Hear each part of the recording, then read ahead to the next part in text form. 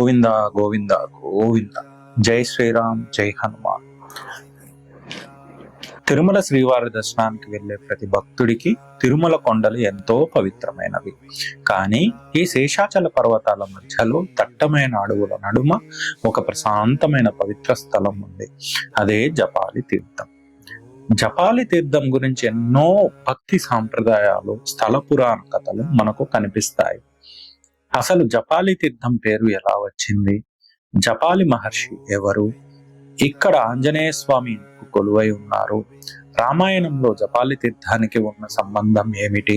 ఈ రోజు మనం జపాలి తీర్థానికి సంబంధించిన తిరుమల తిరుపతి దేవస్థానం ప్రచురించిన స్థల పురాణం, సాంప్రదాయం వివరాల ఆధారంగా పూర్తి కథను తెలుసుకుందాం.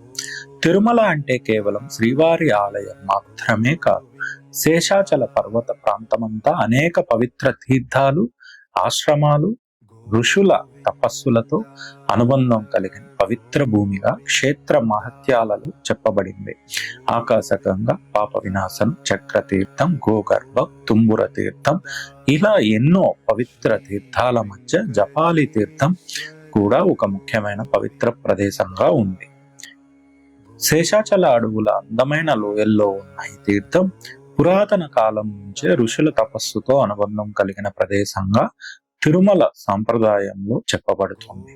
జపాలి మహర్షి తపస్సు ఒకప్పుడు ఈ ప్రాంతంలో జపాలి మహర్షి తీవ్రమైన తపస్సు చేశారని స్థల పురాణం చెబుతుంది. అడవుల మధ్య ప్రకృతిని సాక్షిగా చేసుకొని దైవ ధ్యానంలో నిమగ్నమై జపాలి మహర్షి తపస్సు చేశారని చెబుతారు. ముఖ్యంగా తిరుమల తిరుపతి దేవస్థానం ప్రచురించిన వివరాల ప్రకారం జాపాలి మహర్షి ఆంజనేయ స్వామిని ప్రసన్నం చేసుకోవడానికి ఇక్కడ తపస్సు చేశారు. ఆ మహర్షి తపస్సు కారణంగానే ఈ ప్రదేశం తరువాత కాలంలో జాపాలి తీర్థంగా ప్రసిద్ధి చెందింది. టిటిడి అధికారికంగా పేర్కొంది. అంటే ఈ ప్రదేశం పేరు వెనుక ఉన్న ప్రధాన వ్యక్తి జాపాలి మహర్షి. ఆయన తపస్సే ఈ తీర్థానికి ప్రత్యేకమైన గుర్తింపుగా మారింది.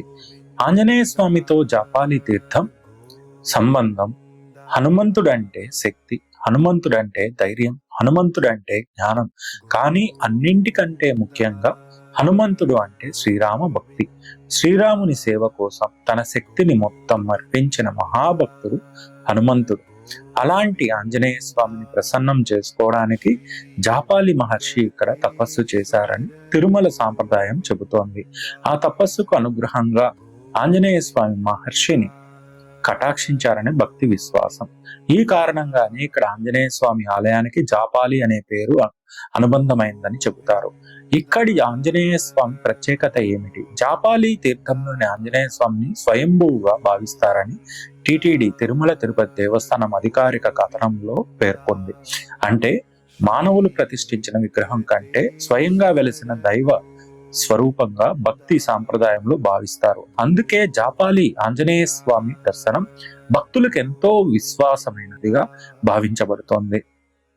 ఈ ఆలయంలో నేటికి ప్రత్యేక పూజలు జరుగుతున్నాయి. హనుమత్ జయంతి సందర్భంగా టిటిడి తరపున జాపాలి హనుమంతుడికి పట్టు వస్త్రాలు సమర్పించడం ఒక సాంప్రదాయంగా కొనసాగుతోంది. 2026లో కూడా హనుమంత్ జయంతి సందర్భంగా టిటిడి ఈ సాంప్రదాయాన్ని కొనసాగించింది. జపాలి ఆంజనేయ స్వామికి పట్టు వస్త్రాలు సమర్పించింది. జపాలి తీర్థానికి రామాయణ కాలం నాటి సంబంధం ఉంది. ఇక్కడ మనం చాలా ముఖ్యమైన విషయాన్ని తెలుసుకోవాలి. జాపాలి తీర్థానికి సంబంధించిన రామాయణ కథలు స్థల పురాణం మరియు క్షేత్ర సాంప్రదాయాల రూపంలో మనకు అందుబాటులో ఉన్నాయి. టిటిడి ప్రచురించిన తిరుమల క్షేత్ర దర్శనిలోని స్థల పురాణ వివరాల ప్రకారం ఈ ప్రదేశం ఒకప్పుడు అంజనాదేవి అంటే ఆంజనేయ స్వామి వారి తల్లి నివాసంగా ఉండేదని చెప్పబడింది. అదే స్థల పురాణంలో శ్రీరాముడు వానర సేనతో కలిసి పవిత్ర తీర్థానికి వచ్చి స్నానం చేశాడని కూడా పేర్కొంటోంది. ఆ తర్వాత రావణుణ్ణి సంహరించి తిరిగి రాజ్యాభిషేకం పొందిన రామాయణ కథతో ఈ తీర్థాన్ని అనుసంధానం ఇస్తుంది. ఇది తిరుమల స్థల పురాణ సాంప్రదాయంలో చెప్పబడే కథ. అందుకే జాపాలి తీర్థాన్ని దర్శించే భక్తులకు ఇది కేవలం ఒక సహజ జల తీర్థం కాదు, రామాయణ కాలం గుర్తు చేసి పవిత్ర క్షేత్రంగా కూడా భావించబడుతుంది. అంజనాదేవి ఆంజనేయుని సంబంధం ఈ జాపాలి తీర్థంలో మనకు కనిపిస్తుంది. తిరుమల సాంప్రదాయంలో అంజనాదేవికి కూడా ప్రత్యేకమైన స్థానం ఉంది. టిటిడి వివరాల ప్రకారం అంజనాదేవి మాతంగ మహర్షి సూచనతో తిరుమలలోని అంజనాద్రి ప్రాంతంలో తపస్సు చేసి ఆంజనేయుడికి జన్మనిచ్చిందని చెప్పబడుతుంది. అందువల్ల తిరుమల పర్వతాలకు ఆంజనేయ స్వామితో ఉన్న అనుబంధం ఎంతో పురాతనమైనదిగా క్షేత్ర సాంప్రదాయంలో భావించబడుతోంది. ఈ నేపథ్యంలోనే జాపాలి తీర్థం కూడా హనుమంతుని భక్తి సాంప్రదాయంలో ప్రత్యేకమైన స్థానం సంపాదించింది. జాపాలి తీర్థం మరో పవిత్ర కథ కూడా తెలుసుకుందాం. జాపాలి తీర్థానికి సంబంధించి మరో స్థల పురాణం కథ కూడా ఉంది. పురాతన తిరుమల తిరుపతి దేవస్థానం ప్రచురణలో దురాచారుడు అనే బ్రాహ్మణుడు పవిత్ర స్నానం ద్వారా ఒక పూజారి ప్రేత బాధ నుండి విముక్తి పొందారని చెప్పబడింది. అదే వివరాల్లో అగస్త్య మహర్షి కూడా ఈ ప్రాంతంలో కొంతకాలం తపస్సు చేశారని పేర్కొంటుంది. అంటే జాపాలి తీర్థం ఒక జాపాలి మహర్షి కథతో మాత్రమే పరిమితం కాలేదు. ఋషుల తపస్సు, పవిత్ర స్నానం, ఆంజనేయ స్వామి భక్తి, రామాయణ సంబంధం, ఇలా అనేక ఆధ్యాత్మిక సాంప్రదాయాలు ఈ ప్రాంతంలో అనువదించబడుతున్నాయి. అంటే అనుబంధం చెందబడ్డాయి. జాపాలి తీర్థం యొక్క ప్రకృతి ఇప్పుడు కూడా జాపాలి తీర్థానికి వెళ్ళినప్పుడు దట్టమైన శేషాచల అడవులు, పచ్చని చెట్లు, కొండల మధ్య సహజ జలధారలు, ప్రశాంతమైన వాతావరణం, మధ్యలో ఆంజనేయ స్వామి ఆలయం, ఇవన్నీ కలిపి ఒక ప్రత్యేకమైన ఆధ్యాత్మిక అనుభూతిని కలిగిస్తాయి. టిటిడి ప్రచురణలో జాపాలి తీర్థాన్ని తిరుమల ప్రాంతంలోని పవిత్ర జలతీర్థంగా పేర్కొంటూ జాపాలి మహర్షి తపస్సుతో దాని పేరు ఏర్పడిందని వివరిస్తున్నారు. అందుకే ఈ ప్రదేశానికి వెళ్ళిన భక్తులకు అక్కడి నిశ్శబ్దం, అక్కడి అందాలు, ఆంజనేయ స్వామి సన్నిధి అన్నీ కలిసి ఒక ప్రత్యేకమైన భక్తి వాతావరణాన్ని కలిగిస్తాయి. జాపాలి తీర్థంలో హనుమంతుని మహిమ, హనుమంతుడి జీవితాన్ని చూస్తే మనకు ఒక గొప్ప సందేశం కనిపిస్తుంది. అతనికి అపారమైన శక్తి ఉంది, అతనికి అపారమైన జ్ఞానం ఉంది, అతనికి అద్భుతమైన ధైర్యం ఉంది. కానీ ఆయన శక్తిని ఎప్పుడూ తన కోసం ఉపయోగించలేదు. శ్రీరాముని సేవ కోసం మాత్రమే ఉపయోగించాడు. సీతమ్మ జాడను కనుగొన్నారు, సముద్రాన్ని దాటాడు, లంకలో శ్రీలంకలో, అంటే ఇప్పుడున్న శ్రీలంకని లంక అంటారు, లంకలోకి ప్రవేశించాడు. రావణుని రాజ్యంలోకి వెళ్లి సీతమ్మకు రాముడి సందేశం అందించాడు. లక్ష్మణుని ప్రాణాలను కాపాడటానికి సంజీవిని పర్వతాన్ని తీసుకొచ్చాడు. ఇంతటి శక్తి ఉన్నప్పటికీ హనుమంతుడు ఎప్పుడూ ఇలా చెప్పలేదు, నేను గొప్పవాడిని అని. ఆయన చెప్పింది ఒకటే, నేను శ్రీరాముని సేవకుడిని. అదే హనుమంతుని మహిమ. జాపాలి తీర్థం మనకి ఇచ్చే సందేశం. జాపాలి మహర్షి తపస్సు మనకు నేర్పుతుంది, సాధన అనే కాన్సెప్ట్ నేర్పుతుంది. హనుమంతుడి జీవితం మనకు భక్తిని నేర్పుతుంది. రామాయణ సాంప్రదాయం మనకు ధర్మంను గుర్తు చేస్తుంది.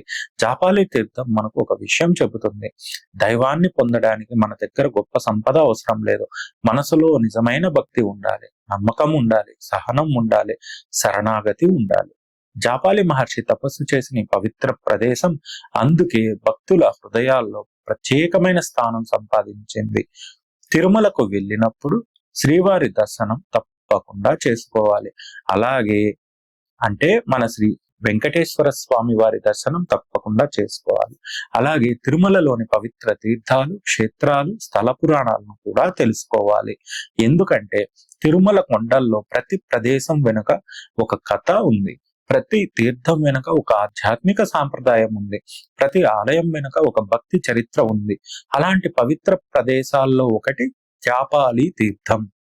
జాపాలి మహర్షి తపస్సు చేసిన పవిత్ర భూమి, ఆంజనేయ స్వామి సన్నిధి, స్థల పురాణంలో చెప్పబడే రామాయణ సంబంధం, ఆంజనాదేవి ఉన్న అనుబంధం, అంటే తల్లి జన్మనిచ్చారు తన కుమారుడికి, మన ఆంజనేయ స్వామి వారికి, ఆంజనాదేవి వారు, ఋషుల తపస్సు, ఇవన్నీ కలిసి జాపాలి తీర్థాన్ని తిరుమలలోని ఒక ప్రత్యేకమైన పవిత్ర క్షేత్రంగా నిలబెట్టాయి.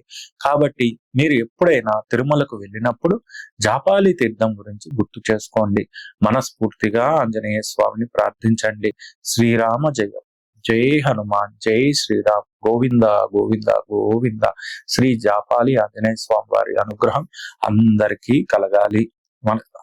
అది ప్రత్యేకంగా మా సబ్స్క్రైబర్స్ ఉండాలని ఆ స్వామి వారిని ప్రార్థిస్తున్నాను. శ్రీరాముని భక్తి, హనుమంతుని ధైర్యం, జాపాలి మహర్షి తపస్సు మన జీవితాల్లో కూడా స్ఫూర్తిగా నిలవాలి.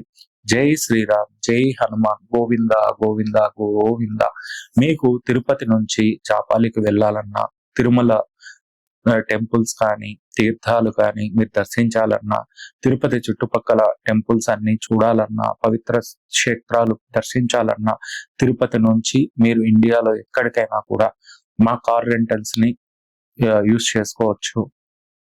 మమ్మల్ని మా సర్వీసెస్ కావాలనుకుంటే car rentals services with driver కానీ లేదా సెల్ఫ్ డ్రైవ్ సర్వీస్ కానీ ఏది కావాలనుకున్నా మాకు వాట్సాప్ చేయండి.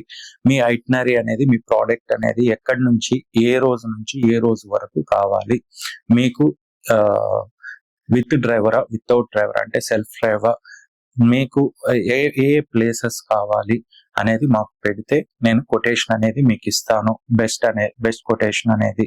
సో 1 వీక్ ముందుగానే బుక్ చేసుకోగలరు. మీ ఐటినరీ అనుకున్న తర్వాత మీరు ఎక్కడ అంటే రూట్ మ్యాప్ అనేది ప్లాన్ చేసుకునేది 1 వీక్ ముందే మాకు సంప్రదించండి. So thank you. జై హింద్, జై భారత్. మీరు మా వాట్సాప్ నంబర్ 8897633354. Thank you. సంప్రదించగలరు. లైక్ చేయండి, వీడియో నచ్చితే లైక్ చేయండి, షేర్ చేయండి, సబ్స్క్రైబ్ చేసుకోండి. అందరూ వీడియోస్ చూస్తున్నారు కానీ ఎవరు సబ్స్క్రైబ్ చేసుకోవట్లేదు. మా విన్నపం ఏమంటే మమ్మల్ని సపోర్ట్ చేయండి. ఇలా ఆధ్యాత్మిక కథలు, మన పురాణాలు, మన టెంపుల్స్, మన పుణ్యక్షేత్రాలు, దైవ క్షేత్రాల గురించి నేను వీడియోస్ చేస్తూనే ఉంటాను.